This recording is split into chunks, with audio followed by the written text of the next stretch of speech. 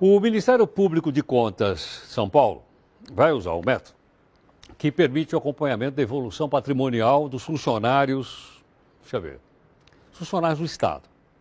Pode ser aqueles concursados e pode ser os não concursados. Por exemplo, um vereador não é concursado, um deputado não é concursado, um governador não é concursado, ele é eleito pela gente. Mas, obviamente, o juiz é concursado, o promotor é concursado e há outros e outros concursados. Essa metodologia é a mesma que foi usada para descobrir aquela máfia aqui na Prefeitura de São Paulo. Eu ia até falar a máfia do INSS, não é. É a máfia do ISS. Eu faço confusão de impostos, tá certo? ISS é Imposto sobre Serviço, que é um imposto estadual. Mas para a gente ver como é que isso funciona, né? Porque isso também diz respeito à cidadania, a doutora Hélida Graziani Pinto, que é procuradora do Ministério Público de São Paulo, está aqui conosco. Doutora Hélida, muito obrigado pela sua gentileza, boa noite, prazer em conhecê-la. Igualmente. Tudo bem? Muito obrigado. Hélida, como é que é essa metodologia que a gente pode acompanhar para saber se aqueles que estão na função pública, né, ou porque foram eleitos, ou porque prestaram concurso público, como é que a gente fala aqui na mídia, tem um nível de vida incompatível com os seus ganhos, né? Esse é o jargão que a gente usa aqui. É importante retomar, boa noite, Heródoto, boa noite. É um prazer estar aqui. É importante retomar que essa é uma previsão de uma lei de 1993. Na verdade, antes dela, a própria lei de improbidade administrativa já prevê a entrega das declarações de bens e direitos. Os servidores têm a obrigação de fazê-lo, isso inclui todos os agentes políticos. E em 93, a previsão era de que não bastava entregar a declaração, era preciso acompanhar a evolução patrimonial. Ou seja, extrair do documento entregue pelos servidores, pelos agentes públicos, aquilo que de fato significasse uma incompatibilidade com seus rendimentos. E a legislação, essa é uma lei federal 8730 de 93, atribuiu essa função, sobretudo aos tribunais de contas, já que os tribunais de contas acompanham o gasto público, também devem acompanhar a prestação de contas da própria evolução patrimonial dos servidores. Então são os tribunais de contas que são responsáveis? Eu nunca soube disso, primeira vez. Acho que nem eles sabem disso. Não, na verdade, o próprio sistema de controle interno, avaliando também a conduta dos servidores públicos, pode aferir para eventualmente chegar até a demissão desses agentes públicos. Não é sem razão que a Controladoria Geral do Município, na pessoa do Dr. Mário Vinícius Spinelli, conseguiu desbaratar a máfia do ISS, fazendo aquilo que o controle interno pode e deve fazer. O controle interno é o primeiro nível de abordagem, de busca desse controle. Por quê? Porque no âmbito de onde o servidor trabalha, ele tem o dever de probidade. E aí o agente superior, o chefe, a própria corregedoria dos órgãos, as controladorias, têm essa função constitucional. Caso se omitam, infelizmente a maior parte dos pequenos municípios, mesmo da nossa prática cotidiana, caso não haja esse acompanhamento de evolução patrimonial, esse cuidado de testar a incompatibilidade de rendimentos com o patrimônio auferido pelo servidor, o Tribunal de Contas tem esse papel. Exatamente porque é um controle externo a induzir, a fomentar e, se necessário, constranger o controle interno a atuar. O controle interno tem que prestar contas também para o controle externo.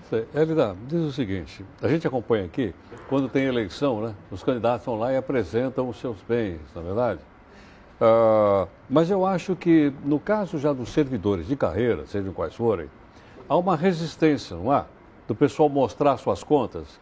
Você, não, isso é uma questão da minha intimidade, estou invadindo a minha intimidade, querem mostrar na internet quais são meus bens, se são bens de raiz, se eu adquiri ou não. Como é que a gente resolve isso? É muito interessante explicar para a sociedade em geral que essa é uma resistência até, de uma certa forma, discutida recentemente pelo Supremo Tribunal Federal na Lei de Acesso à Informação.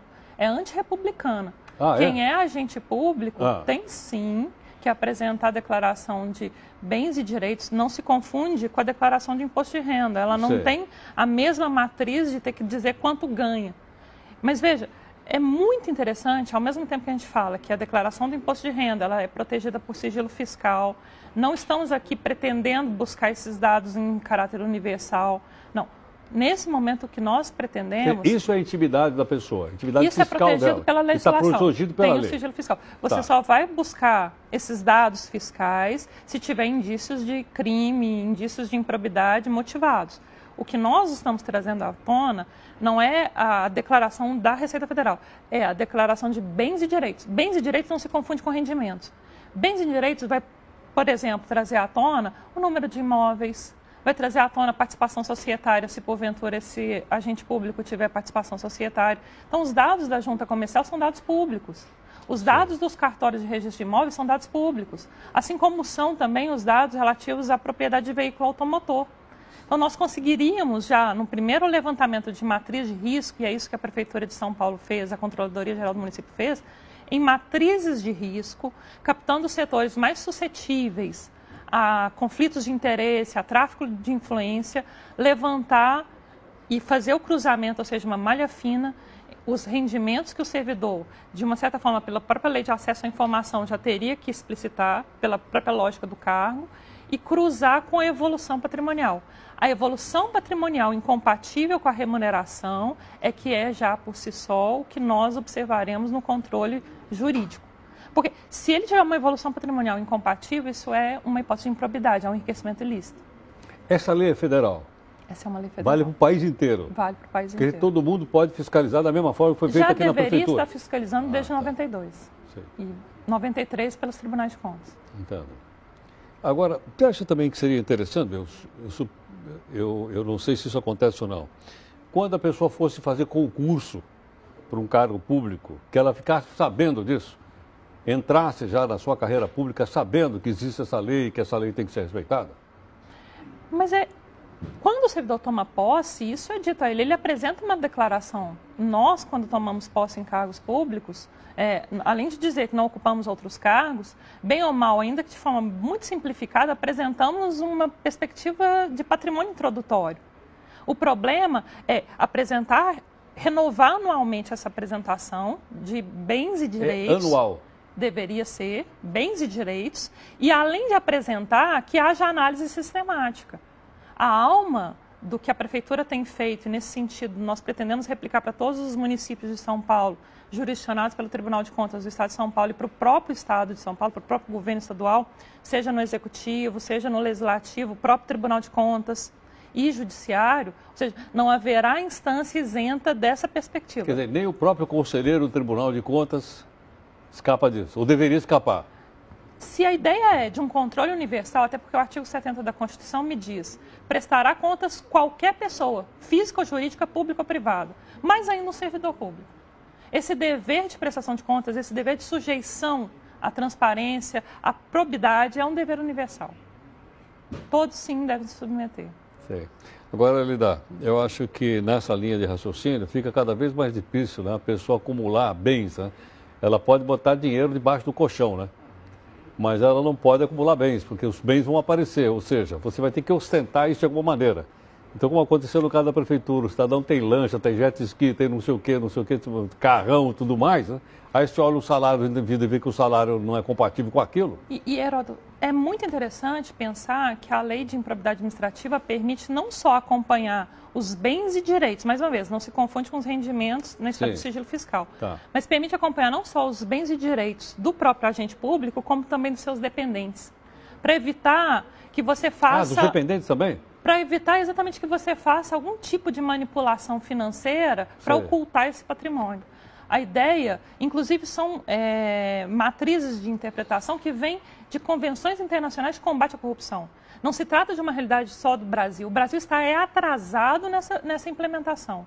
As convenções internacionais, todas no sentido de prevenção à corrupção, induzem o sistemático acompanhamento da evolução patrimonial dos agentes públicos. E aí entra a estratégia nacional. Existe uma estratégia nacional de todos os órgãos públicos, a ENCLA, Estratégia Nacional de Combate à Corrupção e à Lavagem de Dinheiro. Essa estratégia, ela não se trata de uma medida só da Controladoria do município de São Paulo, nem só do Ministério Público de Contas de São Paulo. Ela é um esforço de toda a sociedade, de todos os órgãos públicos. O problema é exatamente romper as resistências, romper os patrimonialismos, romper quem ainda esconde, quem ainda oculta, quem ainda não se compromete com esse dever universal e republicano de prestar contas.